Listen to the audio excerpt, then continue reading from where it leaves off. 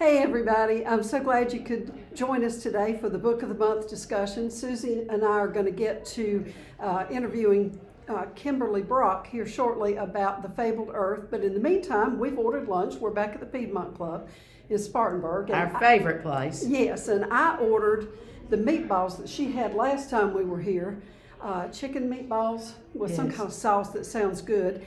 And what did you order again? I ordered the special salad of the day, which is a smoked salmon salad with all kind of good sounding stuff to go with it.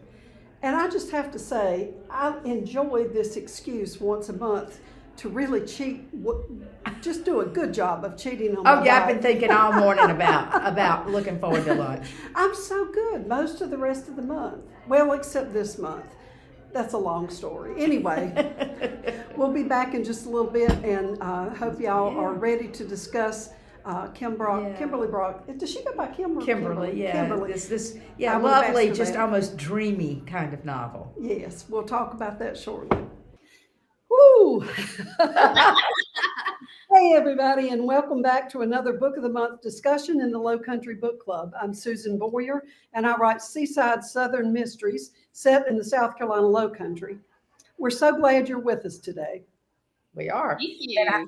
And I'm Susan, or I go by Susie Zurenda, author of Bells for Eli and The Girl from the Red Rose Motel, and a new novel coming out in August 2026. And we are delighted to be here together with you, Kimberly. And we apologize for continuing to look at the page, but we have just gotten to where we have scripts to go by so that we don't forget something we wanted to ask. And we're not really used to it yet, so we'll be doing this. We've been doing this. This is about the third time with the script. Yeah. Anyway. That is okay. I'm sitting here thinking I need a new prescription for my glasses because I'm having a hard time focusing on everything. You know, it changes from when you're looking down at your computer and you're looking up and where your laptop is and where your desktop is, and it's no fun, man. Coordinate all of that, yeah. But we're thrilled to have our guest, Kimberly Brock, an award-winning novelist whose work blends Southern history, folklore, and the power of women's stories. She's the best-selling author of The Lost Book of Eleanor Dare and founder of the Tinderbox Writers Retreat. Her latest novel, The Fabled Earth, takes readers deep into the mysteries and myths of Cumberland Island, weaving past and present into a haunting, beautiful tapestry. Kimberly, thank you so much for being here. Thank you. I'm excited to be here with you guys. I admire both of your work too. So You're very kind. Thank you. You're very kind. Thank you. Kimberly, let's start with the spark. The Fabled Earth draws on the lesser-known history of Cumberland Island. What first pulled you toward this as a setting? Well, this is kind of a funny story, and you got to follow me. This is the Southern Trail, right? So in 1996, my husband and I got married in the backyard under a big oak tree. We had about 25 people there in folding chairs. Two little ladies from church made pound cake. We got married at 10. I'm from Dalton. He's from Dalton, Georgia. And by 1 o'clock, we were on a plane in Chattanooga. So it was an intimate, quiet little wedding on the farm where I grew up. And the house there was built in 1912. And I wore a dress that we had found the weekend before, just randomly in a little shop. And it was a 1912 Sears and Roebuck. Quiet little wedding, right? And it felt historic. It was very sweet. So about a month later, we found out in Georgia with everybody else, it hit the news that JFK Jr. had a secret wedding on Cumberland Island, Georgia. And I lost my mind. Like, I'd never been a big fan of the Kennedys or really interested, but I love the Georgia coast.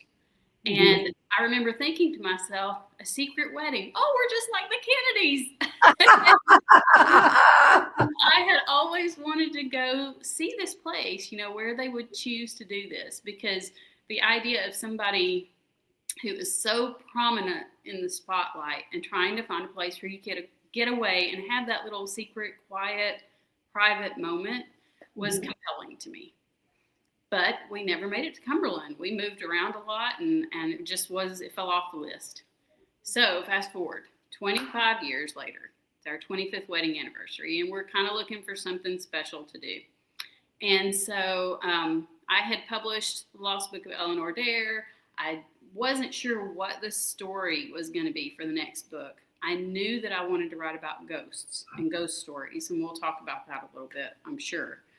But I was just kind of ruminating on it. I hadn't landed on anything yet. And my husband said, what if we go to Cumberland? Well, Cumberland Island is our southernmost island on the Georgia coast. And there's only one place to stay. And it is one of the old mansions that the Carnegie family built back in the Gilded Age. So you have to camp otherwise. And I have this huge spinal fusion, so I can't camp. Isn't that sad? So sad. So sad. So my husband dropped a mortgage payment, and we went and stayed at the Crayfield Inn for a couple of nights. And you get there by ferry boat. There's no cars, only like the national. Oh gosh, I'm forgetting my words. The national what? It's a national seashore, and so yeah, they take care of it. Happens all the time. Yeah, and then there's some people that still live on the island, but mostly it's all just you can rent a bicycle and you have to get there by boat. So we come up on this little ferry boat that's private and it's for the Grayfield Inn. We're the only ones on the boat, and you know what barrier islands look like, both of you. So you have the trees and you have the moss, and it was totally quiet because it was only us. And as we pulled up along this completely undeveloped island, I got the chills. And I remembered the plane accident that the Carnegies died in. Not Carnegies, Kennedys. And I thought to myself, oh gosh, this would have been their 25th wedding anniversary too. Oh, wow. Oh. And I realized in that moment that if I was looking for a place to write a ghost story, I had found it. You found your place. History, is so long and deep in that place. There are plenty of ghosts on Cumberland Island. So that's where it began, was the idea of this setting and the fact that I knew that this deep history would serve the story well. That's a great story. Yes, it is. Thank Wonderful you for sharing inspiration. Well, it's, that's how all stories, I think, our fiction begins. It's something that interests us in some personal way that may or may not be related to the story that we end up telling, but there's a meaning to us personally, that compels us to write about that. And so my next question comes pretty well off of what you've just been telling us. I mean, we know that now about the book's inspiration from the island and from its Gilded Age history and the Carnegie's family's long ago presence. And I read in your author note at the end of the book about your visiting the island for your 25th wedding anniversary. So when you're there and looking into the history of the place, what did your research reveal? Maybe just something that shaped the novel in an unexpected way from what you might have supposed. I think my personal feelings when I was there was a big part of it. The history, I read so many books about history on Cumberland, and it is vast. So it was hard to kind of narrow down what little details and things I wanted to throw in there, aside from just the fact that one of the Carnegie brothers and his wife came and built these mansions on the island, because that to me just was, I was confounded by that. Why would you choose this place? Yeah. With all this money, and it is so hot and so miserable in the summertime. It's beautiful. But if you're a woman in all that garb, right? Like, why? Yeah. So remote, everything had to be brought by boat. Everything had to be brought by boat. So the expense of it was incredible. And trying to wrap my mind around that. Yeah. So, There was no AC in the 19th century. And so we pull up, we're walking around this place. Plus, it just looks prehistoric. it's like you're in another world. And I've been on barrier islands my whole life, but this place, the whole time we were there, my husband and I just kept saying, this is not real. How is this real? And that's in, a couple of years ago. So think about it in terms of during the Gilded Age, what it was like. And the other part of it was to stand there. I grew up in North Georgia. And I grew up on a farm. I grew up working in my grandfather's industrial chicken houses a mile down the road from our farm. We weren't wealthy, but I thought I knew what money was until I was standing there looking at that stuff. And I thought about my character and that feeling of trying to understand it, trying to find a way in with people that she was coming there to work for. And how, if it's unworldly to me, how it must have been unworldly to this little girl. So I guess that. Yeah. The history of the family is wild and weird on its own. But then the history of the island, it's one of those barrier islands that has, it's been centuries and centuries of little men coming and standing on little hills, and then who owns it the next 10 years, and then they're gone, and then the next 10 years, and then they're gone. And it's a bloody place. There's weird family stories. You don't have that much money and not have all kinds of eccentricity going on with these family members. So all of that, I guess, just became a big gumbo. I like that. Well, and before we leave, speaking of eccentricities or things that I certainly didn't know, so I got to ask about the morning glory seeds, being hallucinated. I mean, holy cow. Who do you want to poison? Yeah. But I mean, for years, I grew, just wild glory vines on my back fence, and who knew I could have been just getting high or poisoning people the whole time? And that is exactly right.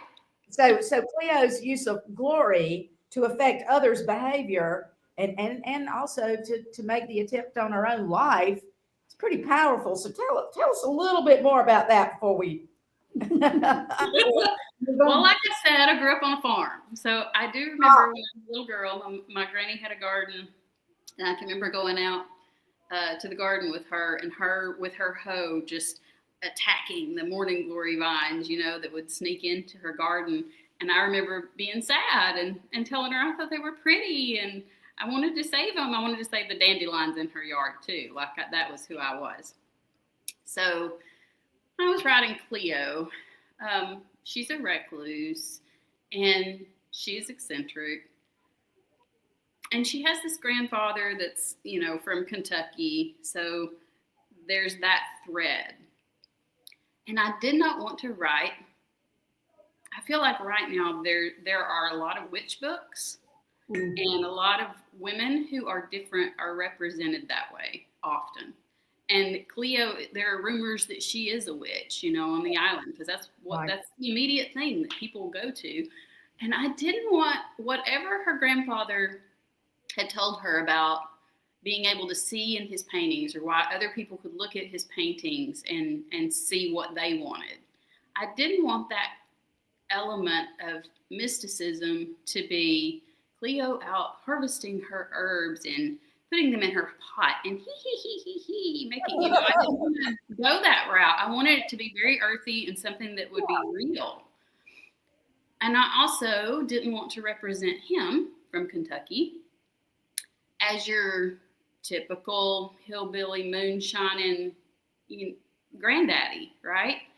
I wanted to give him something different. And I thought, if you stumbled upon this, right, and he's accidentally using this thing to give himself visions, he really is, but it's his downfall too, then that works for me. It's a good metaphor for your moonshining granddaddy and your alcoholism or drug abuse that goes on, especially with artists, I think, who are who are failing and who are looking for a way to, I mean, Lord, I felt that whole way through the book, writing it myself. What can I do to make this better?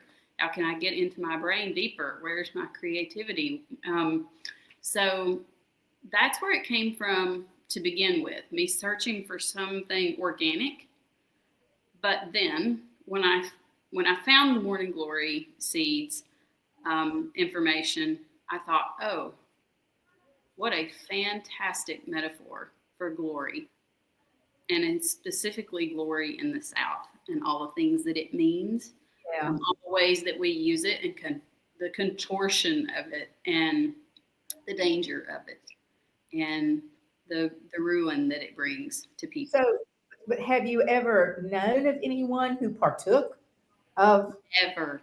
I Yeah. never knew But anything we about know that this can happen. it. Me too. I was stunned as you are, and I thought, well, that was just a little gift. Thanks, Yeah, Granny. absolutely. Granny from your garden gave me a little gift. I liked it. I thought it was poetic. I like it too. Yeah. Because place is so central to Southern fiction and certainly to your work, how did your connection to the South influence the way you approach setting, myth, and folklore woven into this story? Specifically, the myth of Lorelei is a metaphor for Joanna's behavior on the night that Cleo tells the myth to the crowd gathered around the bonfire. Talk about this connection a little bit for readers. So I wrote an article for Writer's Digest a few years back when Lost Book of Eleanor Dare came out. I think it was Writer's Digest, about the South and mythology of the South and why people like a Southern novel. And I think the South is a myth. It is a personal myth for every person who has lived here, or for every person who is interested in the place. You know, it's hard to nail the truth down. The South is a lot of different things, and most of it is not real. Most of it is in our head. Most of it is nostalgia, or a longing for a place that doesn't even exist. That it's a fantasy in a lot of ways. So it can also be a hell. I think it's all of those things mixed up because it's a myth. So that was the origin of my thinking with it. I think that the South is a big haunted house. We have a whole lot of ghosts in here with us, and some of them we don't. The other part of it, though, is that I grew up going to the coast. I grew up, my first beach trip was to St. Simon's. My dad's best friend had a house there. And one of my very first memories is being there with my dad on one side and him on the other. And they each had one of my hands and they were jumping me over little waves. And he was like my first boyfriend. I loved him. He brought my mother Southern fiction to read while I was growing up. And so that's where I first started reading big Southern fiction novels, like all of Eugenia Price's novels and Cold Sassy Tree. And so I associated love of fiction and Southern fiction and place with him and those memories. But I grew up in North Georgia. Our stories and our folklore, our mythology is, the foothills of Appalachia. And what I find really interesting and what seems to work its way into all of my books so far is that they are the same. They have, different elements to the tales that we tell, right? But they're the same intrinsic stories over and over again. And you will find that all over the world in folklore, in mythology. There is a strong settlement of a German contingent in Dalton, where I grew up. And my husband's family is very German. And there's a lot of stories about them. And there are a lot of stories that come from that family and that German heritage.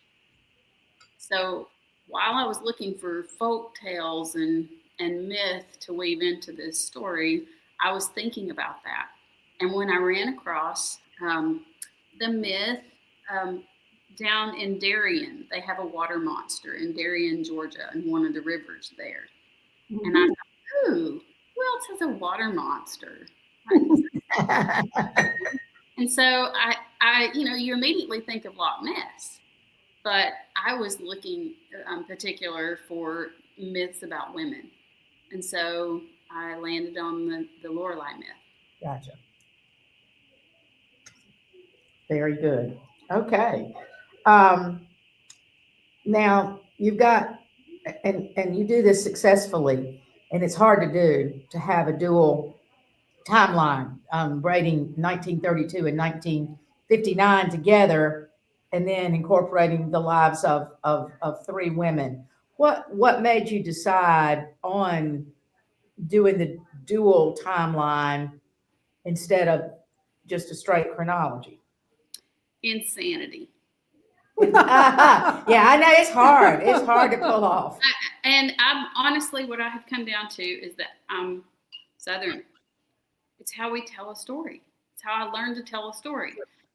I think every time that I'm just going to write this straight line narrative, I'll try every time for there to be one narrator, one point of view. Never works. So the reason is because I learned how to tell a story where you're telling the story and you're going along, and then you say, but you remember when Mama and so, right? Or Daddy did this, and you remember that guy that worked for him, and we like to reflect. Mm-hmm. We like to cast back into the past, and we may not tell you the truth about it, but we sure like to talk about it. And we South are nothing if not folks who look back. We like to inform our stories, and so I guess that's where it initially comes from. Is that's how I learned how to tell a story. I am very interested in why. Like, I was the most obnoxious child. I cannot even imagine what it must have been like, because I was very precocious, and I just am very curious. I'm into anything and everything I shouldn't be into. I am prowling around, I'm off the trail where I should be on the trail with the school group. I'm left in the library. I was always in the corner, in the closet, in the wherever I shouldn't have been in, under the table, listening to things. And what that does is inform the why. Why are they doing this? Why are they really doing that? And I feel like I have to go back to understand where my characters are when the story starts and what they're going to do next. And that, as far as multiple points of view, I think you asked that too. This story began with Frances in my mind, because she's coming with this question about her mother, but the person that she's coming to became the person I was most interested in knowing about, Cleo, there, because she's present the whole time in the same place. And I wanted Frances's mother to remain something of a mystery to her, because mothers are something of a mystery to us. So there was that. And then, Frances needed a friend, I think, especially as a young woman. And that's where Audrey's voice came from. And once I started writing from each of their points of view, I realized I sort of had a complete woman, a life cycle in some sense. So you could kind of see these different ages and stages, right? Right. So maybe we should step back and do sort of a deep dive on each of these characters. And let's start with Cleo Woodbine, the solitary painter living on Kingdom Come. What made her the heart of the story for you, do you think? I think because Cleo has the deepest wound in this story, the deepest regret. And I like to write a grouch. I tend to write a grouch every time. I think I'm a grouch to some degree. maybe it is the why. Maybe it is the person who struggles with the why, and never gets a satisfying answer. And so those reasons for me were interesting. I also like that she's separate. She is separate. She's an observer. She's a witness to these things that are going on around her. She's not necessarily participating until life drags her back. And I was interested in that. I was interested in her thoughts about how things were changing in this place over these decades and what she was going to do about it. And she can report so beautifully on the whereabouts, and helping to set the atmosphere. And that's interesting you say, because in my second novel that has 3 points of view, the character I started with was not the character who emerged as the central sort of protagonist. So it's funny how the brain works, isn't it? It is. I think Cleo has opinions on everybody. Some that are well-founded and most that are not. And that was intriguing to me. I think when you've lived in a place your whole life, you have blinders on about a lot of things. And so that was fun to kind of peel that back and have people, she has a man that returns to Reverie who knew her when. And I love a character that knew you when, because they know things about you that people in your present may not, and you relate to them differently because you were someone else then, and now you've changed. Right. So I thought Cleo was most compelling for those reasons. Yeah, she is a compelling character. And then you mentioned you actually started with Frances, who's the folklore searching for her mother's past and her own purpose in life. So what surprised you most as that character developed, or how did it shift from being the character you started with to the focus being more on Cleo? Frances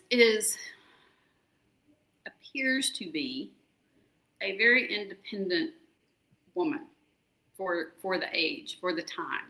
1959, she has a degree of any kind, right?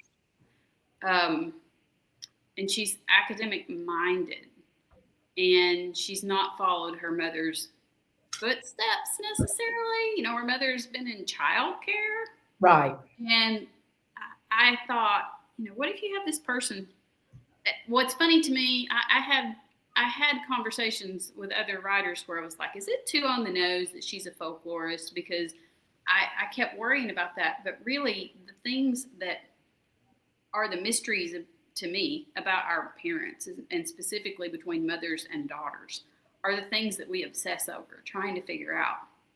And she knows her mother was obsessed with that folktale of the Lorelei, and so it blooms in her life as her whole life is studying this to try and figure out her mother. Really, is what she's doing by studying the folklore. Yeah, but she has no other life.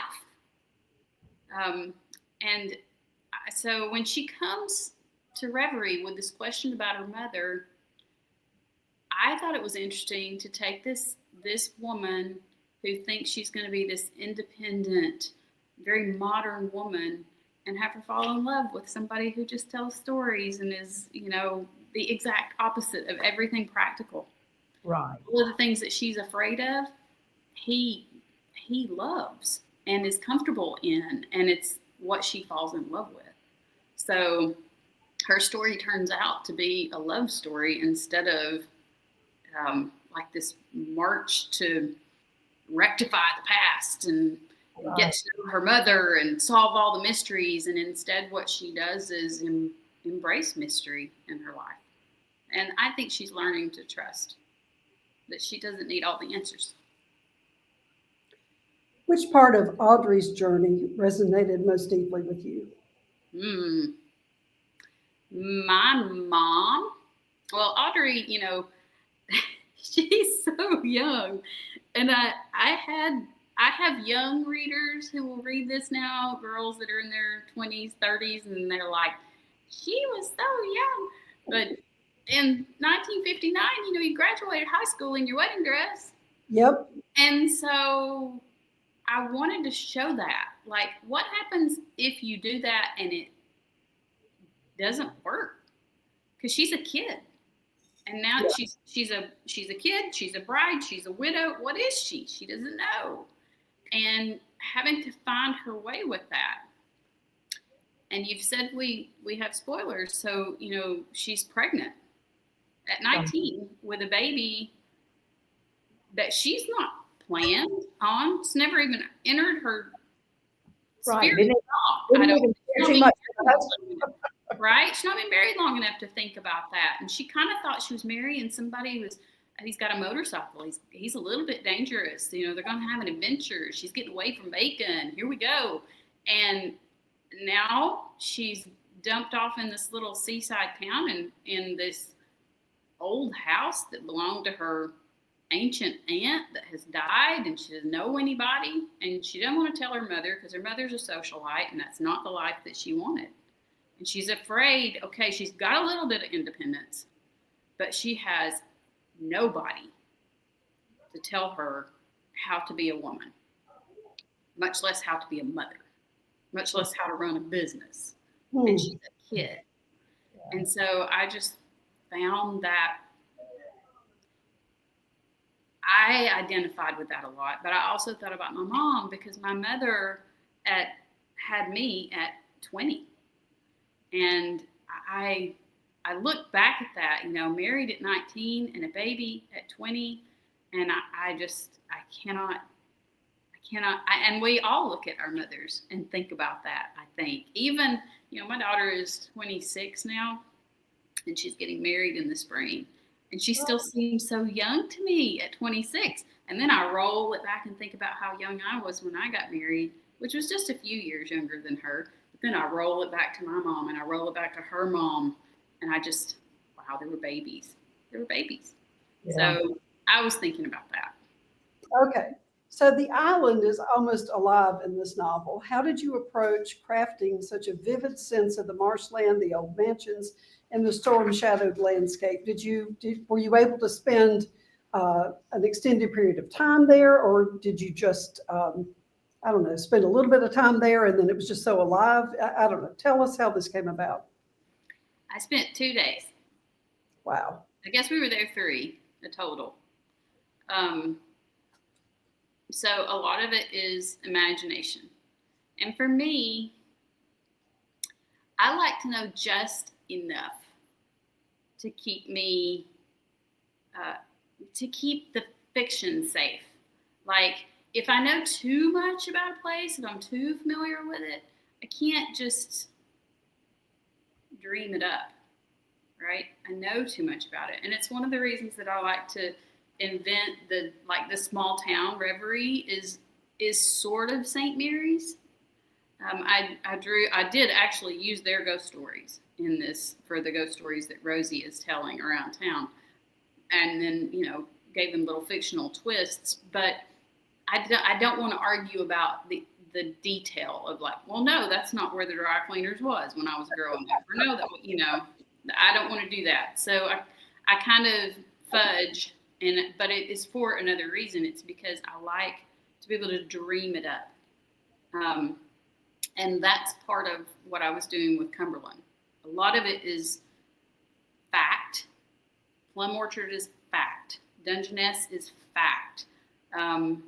The things that I wrote about the Carnegie family are fact. The portrayal of the guy that's there at Plum Orchard that handles the doctor that handles what happens to the girls afterward, he was a real person, and his characteristics are built into that character. Now, it's fiction, what happens and what he does. That is all me making it up. He's not a bad guy. He's a man of his time, and he's doing the best he knows how to do by these young girls that have caused a big problem for this wealthy family. So I'm using fact. And I'm using fact for the nature of the island as well, like the storm and the idea that there's always this contingent that's saying this year is going to be the one that gets us in one way or the other, right? And so a storm made sense to me for for a coastal area. And it usually is not the one that gets you. It may knock you on your butt and it may cause things to change course, but it usually doesn't flatten you the way that we think it's going to. And I think the worrying about the being flattened is maybe more dangerous than the flattening. So those kinds of things, and then what it feels like, how it smells, what's in the water. A lot of that is just out of my head, and some of it is just those brief little moments where I have an impression when I'm somewhere, and I'll make note of that, because if it's strong enough that I'm having an impression, then it goes in the book. Interesting. And a writer friend of mine says where the soul, setting, which of course we all know is so powerful in Southern literature, is where the soul of the story lives. And I think I probably feel in the book that if you were trying to pick a spot on the island or the little area called Kingdom Come, that might be the part of the island that for you holds where Woodbine Cottage, where Cleo lives, that holds the soul for the Fabled Earth. Am I surmising? Yeah, I think so. Absolutely. And it's, that's completely fictionalized. So Right. I think often when I'm asked this question, really what my answer is that I use information and detail and personal experience of places that I'm writing about. Sometimes I've never been to places that I'm writing about. I could write about the moon. I'm never going to the moon. Please God, I don't ever want to go to the moon. But it's your setting is really the author's interior setting, I think. Yeah, where you feel it. Okay, so let's switch gears and talk about your writing process. What did your writing journey look like from the first idea to the finished manuscript? For this book, Yes. what did my writing journey look like? Oh, well, worse than this. I'm sort of a troll when I write, and I don't like to leave my house. I'm an introvert to begin with, and so I will spend, like, just recently there were 8 days that I was at home happily at home, like, and I don't brush my hair some days, like I am. And my husband says, Kim, you've been in this house 8 days. Maybe you ought to just, go to the grocery store, do something. And it comes in fits and starts for me. I hate a first draft, like hate.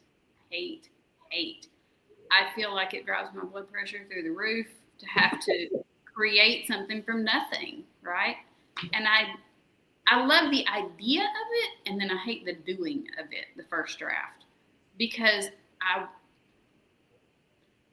question everything as I go along, and I don't like for it to be without an answer. I'm not good at leaving holes in it as I work, and I always know the ending. And once I get the ending down, then I'll go back and write the beginning. I'll know what the beginning is then. And then I'll know some things along the way, but I can't know everything. It has to be an undiscovered country, or I'm bored. That's right. So I'll write from one point to the next point, and if I can't figure out what's going on there, I'll jump to the point and write it, and then kind of reverse engineer until I have a whole thing. And then I feel so good about it until I open it up again for the second draft. And the second draft is it's like I have a skeleton, and I got all the bones are there, but it has no guts. And so the second draft is all the guts, and that is awful, messy, yucky, but it's also like exciting and weird and fun. And I find all the little, treasures and twinkly things that I like, and it starts to have life. And then my third draft, when I clean it up, is, easier. I kind of know what the story is about, and that's where the poetry comes in and the lyricism, and there'll be lines of that along the way, but the third draft is usually the one where it solidifies, and I feel like I could show it to anybody and they would even understand what it is I'm trying to make. And so this book was the same as every other book I have written. I start and I think this is a fantastic idea, and then I drown in it for a long time and I don't know what I'm doing. And I think this is not even a book. Why is nothing happening? Nothing is happening. All this good stuff, and what's happening? And then it's like magic. One day I just sit down and write something and it makes sense. So it's this weird subliminal It's an interesting process that game. all the way through before you start, whereas I can't move from one chapter to the next until that It's chapter. a puzzle. We're And- also different. Yeah, and I'm not good. I love jigsaw puzzles. Love them. And I'll put one out at Christmas, and it's the only time I let myself, because I am obsessive and I cannot walk away. I can't walk away from it, not done. And so I will sit there and age. I'll be like 400 years old by the time, because I just cannot leave it. And that's my husband will say, you got to walk away. It's still going to be there tomorrow. And I'm kind of that way when I'm writing. So I'm having to learn how to, walk away a little bit. Okay, I think we've answered the one I was going to ask. You want to ask about the publishing experience? Okay. Would you like to talk to us a little bit about your publishing experience on this book? I don't know where that question came from, actually, but I thought the group might be interested in it. Yeah, well, this one is the second book in a 2-book contract when I signed with Harper Muse for The Lost Book of Eleanor Dare. I signed for 2 books. And I didn't have an idea for this book at all at that point. And so I went through this is my 3rd novel. My first novel was a small press, and it was a little book that, I had 6 years to write it, and it was no pressure at all.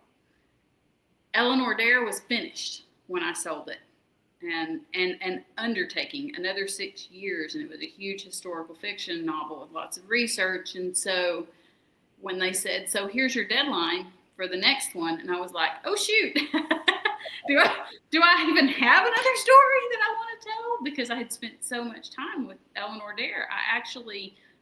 I learned the little history that was the spark for that book when my kids were in Pampers, and they're grown adults now. So I had a lot of time to think about that and ruminate on it and to learn how to write a book. But this one was out the gate. You better come up with something. Yeah. And it better make sense from the beginning.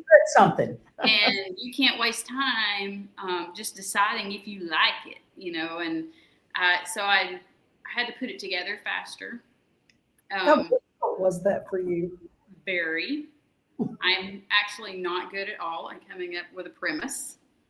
I'm very backward in how I find my story and how it finally comes together. It's almost like I don't know what I'm writing about until the book is done. So it was really hard to present it,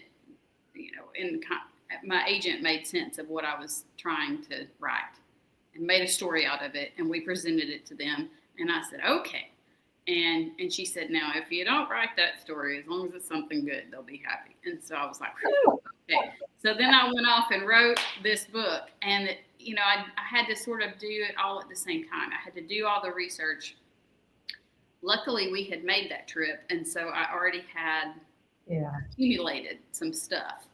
And then my middle son gave me a book because I told him I was looking at folk tales and ghost stories, and I love Ancestry.com. I'll get lost in that stuff. And I am like 94% Scots-Irish, and we had taken a trip to Ireland. And so Paul gave me this book of fairy tales, and it's the one that I mentioned in the novel that inspires Cleo's grandfather. So I was looking at pictures and things, and And it all went in the pot really fast. And then I was looking at history of both timelines, 1932. What was that like? And it was easy to do 1932 and the Gilded Age because it was such a short little period for Cleo there on the island as that young girl, and it was more condensed. But then I wanted to think more about 1959. So I had to stop writing for a little while and dig around. And it was surprisingly easy to connect what's going on today with book banning, and who's allowed in and who's not, and what stories are we telling and what stories are we not telling about our little towns and communities, and who's the good guy and who's not, and what happens in a community when there's a disaster, and do we come together, do we not? And it was easy to find those things. And then some of that came from just personal, from my life. We had a big library that I loved when I was little. And I remember the first time I learned about segregation was because I got in trouble standing in the library. I was a little girl and wanted to go upstairs. It was this big antebellum house, and they wouldn't let you go upstairs. And my mom dragged me out on the sidewalk and chewed me out and told me I should be glad I was in the library at all, because she remembered people who couldn't come into the library. And then the same with the little small theater in town that had a historic theater that had a balcony in it. And my grandmother explained it to me why I couldn't go in the balcony that was closed. And she remembered who used to sit in the balcony. And there was a tunnel between the two buildings there in Dalton. And so all of these little things came together, and I was able to write it faster than I thought. Like suddenly I realized, oh, I do know this story. I already know all this stuff that I can and write it. So I pulled off a deadline with this book that was different from the other deadlines for me, and I hope it makes sense. I think that anytime I write something, it falls short of what I want it to be, but I loved it when it was done. What's next for you is, you mentioned, okay, I guess you've got a deadline here as well. Having to work with. Give us a tease. Do what? Give us a little tease on the upcoming work. All right. So the next one is a departure from coastal stories. So this book is actually set near Asheville, North Carolina. And it's also a dual timeline. It's about two sisters who have been living, and they're spinsters, in their family home for the last 3 decades, refusing to speak to one another. In 1932, they go to, or is it 32? 25, sorry. 32 is the Fabled Earth. See, this is what happens. 1925, they go to the Biltmore house for a party. It's a Bohemian masquerade ball that was thrown on New Year's Eve. And if you've ever been to the Biltmore, downstairs in the Halloween room where it's got all the murals on the walls, that's what it was. So they attend that party, and the next morning the older sister is supposed to marry a boy that they are both in love with.